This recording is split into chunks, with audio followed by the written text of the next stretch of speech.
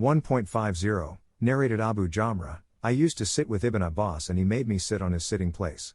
He requested me to stay with him in order that he might give me a share from his property. So I stayed with him for 2 months.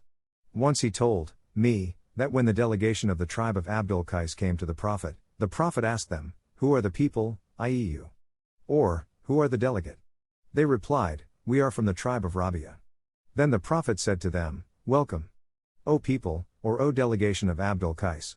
Neither will you have disgrace nor will you regret." They said, "O Allah's Apostle, we cannot come to you except in the sacred month, and there is the infidel tribe of Mudar intervening between you and us.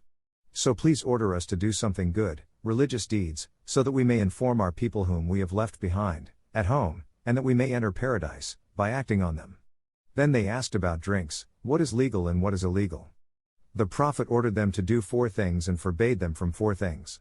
He ordered them to believe in Allah alone and asked them, "Do you know what is meant by believing in Allah alone?" They replied, "Allah and His Apostle know better." Thereupon the Prophet said, "It means, 1. To testify that none has the right to be worshipped but Allah and Muhammad is Allah's Apostle. 2. To offer prayers perfectly. 3. To pay the zakat, obligatory charity. 4. To observe fast during the month of Ramadan. 5. And to pay al-Khumus, 1/5 of the booty to be given in Allah's cause."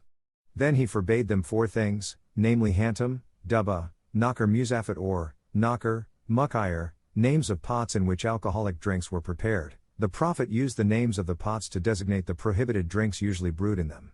The Prophet further said, to them, "Memorize them, these instructions, and convey them to the people whom you have left behind." 1.51, narrated Umar bin al-Khattab, Allah's Apostle said, "The reward of deeds depends upon the intention and every person will get the reward according to what he has intended. So whoever emigrated for Allah and His Apostle, then his emigration was for Allah and His Apostle. And whoever emigrated for worldly benefits or for a woman to marry, his emigration was for what he emigrated for." 1.52, narrated Abu Masud, the Prophet said, "If a man spends on his family, with the intention of having a reward from Allah, sincerely for Allah's sake, then it is a kind of alms minus giving in reward for him."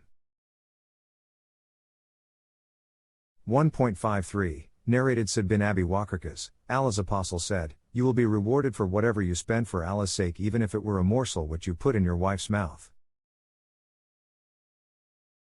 1.54, narrated Jabir bin Abdullah, I gave the pledge of allegiance to Allah's Apostle for the following, -1.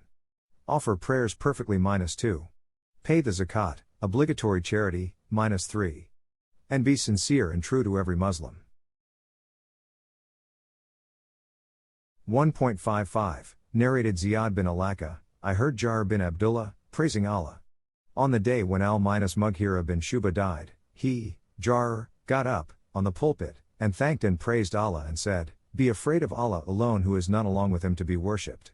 You should be calm and quiet till the new chief comes to you, and he will come to you soon. Ask Allah's forgiveness for your late chief, because he himself loved to forgive others." Jabir added, Amma Badu, now then, I went to the Prophet and said, "I give my pledge of allegiance to you for Islam." The Prophet conditioned my pledge for me to be sincere and true to every Muslim, so I gave my pledge to him for this. By the Lord of this mosque, I am sincere and true to you, Muslims. Then Jabir asked for Allah's forgiveness and came down from the pulpit.